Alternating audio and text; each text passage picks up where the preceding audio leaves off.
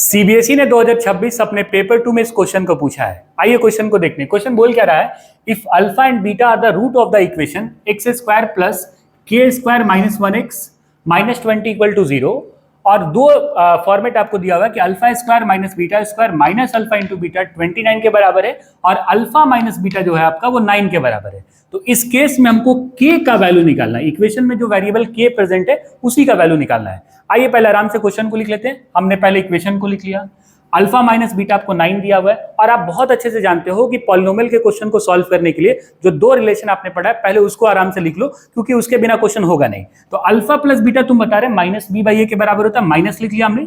B की जगह पर एक्स का कोएफिशिएंट जो कि कितना दिया, के स्क्वायर माइनस 1, इसके जगह पर हमने लिख लिया के स्क्वायर माइनस 1। आई में ए की जगह पर कितना दिया हुआ है, 1 दिया हुआ है, तो ए की जगह पर 1 रखेंगे, बात वही आएगा, तो इसको हम हटा देते हैं, इसको लिखते नहीं। अब अल्फा इंटू बीटा किसके बराबर हो जाएगा, सी बाई ए। सी कहने का मतलब कांस्टेंट टर्म जो कि माइनस 20 दिया हुआ है, बाई में ए की जगह 1 ही आएगा, तो इसको हम लिखते नहीं, इसको यहीं पर छोड़ देते हैं। इतना डेटा आपने कर लिया। अब ये जो कॉम्प्लेक्स अरेंजमेंट दिया हुआ है इसको देखे तो कुछ किया जा सकता है क्या, alpha square minus beta square मतलब ए स्क्वायर माइनस बी स्क्वायर है, इसके जगह पर क्या लिख सकते हैं हम, ए प्लस बी और ए माइनस बी। इसके जगह पर हमने एक बार लिख दिया अल्फा प्लस बीटा, और एक जगह हमने लिख दिया अल्फा माइनस बीटा, और माइनस अल्फा इंटू बीटा दिया हुआ है।